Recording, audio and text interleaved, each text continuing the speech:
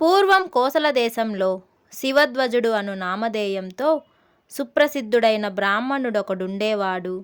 ఆ బ్రాహ్మణుడు కాలక్రమంలో దుర్మార్గ స్నేహం వల్ల దురలవాట్లకు లోనై చేయరాని పనులు చేస్తూ ప్రజల ఆగ్రహ ఆవేశాలకు లోనై బ్రతుకు తెరువు కొరకు వృద్ధులైన తల్లిదండ్రులను కూడా విడనాడి కాశ్మీర దేశం వెళ్ళి ముంజుకుడు అను మారుపేరుతో వ్యవహరిస్తూ సజ్జనునిలా ప్రవర్తింపసాగాడు.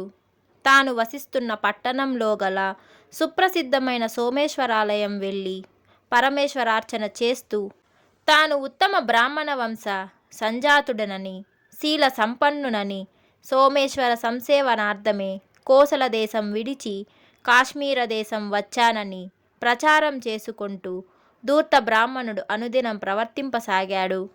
కొన్నాళ్లకు అతని ప్రవర్తనకు మెచ్చుకుంటూ నమ్మి కొందరు అతన్ని గౌరవింపసాగారు. ఆలయంలోని బ్రాహ్మణులు, అధికారులు కూడా అతని కుహాన ప్రవర్తనకు మోసపోయి గౌరవించారు. క్రమంగా అతని పట్ల ప్రజలలో ఎవలేని గౌరవం పెరిగి అతనికి ఆలయంలోనే ఉన్నతమైన ఉద్యోగం ఇప్పించారు. ఇలా జీవనోపాధిని కూడా సంపాదించుకున్న ఆ బ్రాహ్మణుడు ఉద్యోగ ధర్మం చక్కగా పాటిస్తూ ధర్మమునకు మారురూపంగా ఉన్నతోత్తమైన గౌరవం అచిరకాలంలోనే పొందగలిగాడు.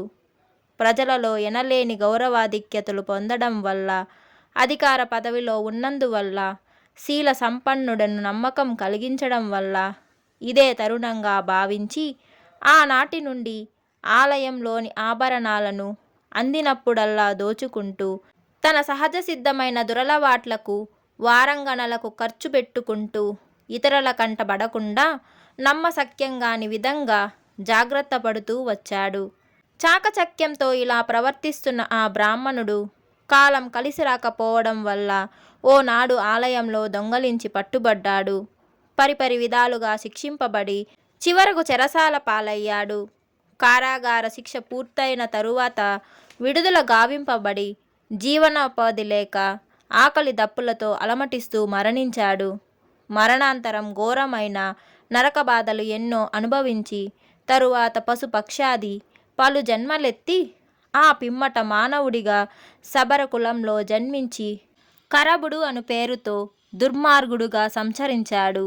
అవకాశం కొరకు నిరీక్షించి దారులు కాచి బాటసారులను మోసగిస్తూ బాధిస్తూ భయపెడుతూ మత్తుమందులు చల్లి స్పృహ కోల్పోవ చేస్తూ విషమిళితమైన పానీయాలిచ్చి హతమారుస్తూ దొరికిన వరకు దోచుకుంటూ భార్యా బిడ్డలను కూడా విడిచిపెట్టి విచ్చలవిడిగా సంచరిస్తూ ఇతరులకు పట్టుబడకుండా మహాక్రూరంగా ప్రవర్తిస్తూ చాలా కాలం జీవించి పరిపూర్ణమైన వృద్ధాప్యంలో బ్రతుకులేక బలవంతంగా ఓ గుంటలో బడి మరణించాడు.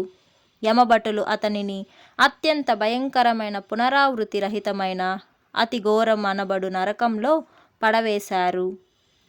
ఓనాడు నరకలోక సందర్శన కుతూహలంతో పూర్ణచిత్తుని కుమారుడు, శివద్వైత పరాయణుడు, శివపూజ దురంధరుడు, పరమేశ్వరానుగ్రహ సంపన్నుడు అయిన సానందుడు అను యోగి పుంగవుడు చంద్రకళతో తుల్యమైన విమానంలో రుద్రకన్యలతో కలిసి యమలోకం వెళ్ళాడు. అలా వచ్చిన యోగీశ్వరుణ్ణి యమధర్మరాజు సాదరంగా ఆహ్వానించి గౌరవించి అతని కోరిక మేరకు అన్ని నరకాలను చూపించాడు. యోగీశ్వరుడు తాను సందర్శించిన నరక లోకాలలో శిక్షలు అనుభవిస్తున్న పాపాత్ముల బాధలను చూచి ఓర్చుకొనలేక వారిపై గల కనికరంతో ప్రణవ సహితంగా పంచాక్షరీ మంత్రం బిగ్గరగా పఠించాడు. ఆ యోగీశ్వరుని మంత్రోచ్చారణను విన్న పాపులందరూ విగత కల్మషులై దివ్య విమానారూఢులై స్వర్గలోకం వెళ్ళిపోయారు. ఆ దృశ్యం చూచి ఆశ్చర్యపడ్డ యమధర్మరాజుకు ప్రణవ పంచాక్షరీ మంత్ర ప్రభావం వివరించి మరో గొప్ప భయంకరమైన నరకం చూపమన్నాడు యోగీంద్రుడు. యమధర్మరాజు అతి ఘోరం అనే నరకం చూపించాడు ఆ యోగికి. ఆ నరకంలో పలు బాధలు అనుభవిస్తూ తాళలేక కేకలు వేస్తూ అలమటిస్తున్నాడు కరబుడు.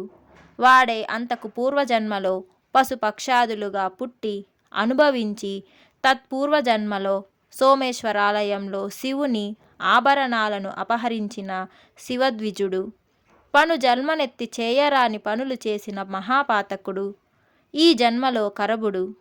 సానంద యోగి వాని బాధలు చూచి సహించలేక కనికరించి హరహర అని బిగ్గరగా అరిచాడు.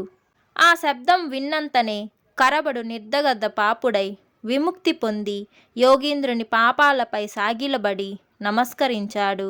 సానందయోగి వానికి ఉపదేశం ఇచ్చాడు.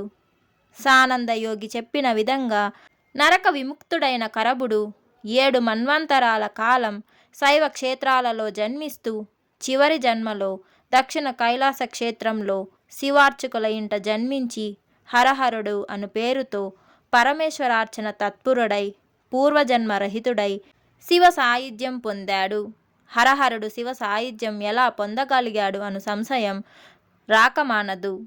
పూర్వజన్మలో వాడు కరబుడు అనే పేరుతో నరకంలో ఉండగా సానందయోగి వానిని చూచి హరహర అని అరిచినందువల్ల ఆ శబ్దంలోని 2 హరహర శబ్దాలలో మొదటి హర శబ్దం బహుజన్మార్జిత పాప సందోహాన్ని పటాపంచలు చేసింది. రెండవ హర శబ్దం భవబంధాలను తొలగించింది. అంచేత పూర్వజన్మంటూ లేకుండా వానికి శివ సాయుధ్యం లభించింది. కరబుడు సానంద యోగీంద్రుని చెంత పొందిన ఉపదేశమును ఈ నమ్మకంతోనే త్రికరణ శుద్ధిగా ఆచరించడం వల్ల అంతటి మహోన్నత స్థితికి వెళ్ళగలిగాడు వాడు. ఆ హరహరుని వల్లనే ఈ క్షేత్రంలో హరహరేశ్వర లింగము, హరహర తీర్థము రెండూ వెలసాయి. మాఘశుద్ధ సప్తమి సోమవారం నాడు హరహరుడు శివ సాయుధ్యం పొందడం వల్ల ఆ తిథి నాడు హరహర తీర్థంలో స్నానం చేసి హరహరేశ్వర లింగ దర్శనం చేసి పూజానంతరం క్షేత్రోపవాసం చేసిన పక్షంలో ఉత్తమగతులు సంప్రాప్తమవుతవి. ఈ గాథ ఆధారంగా శతనామాబ్జ మాలికలో 66వ నామం హరహరోద్ధత రామ నమః, హరహరుణ్ణి ఉద్ధరించిన శ్రీకాళహస్తీశ్వరునకు నమస్కారం అను నామధేయం ఏర్పడింది.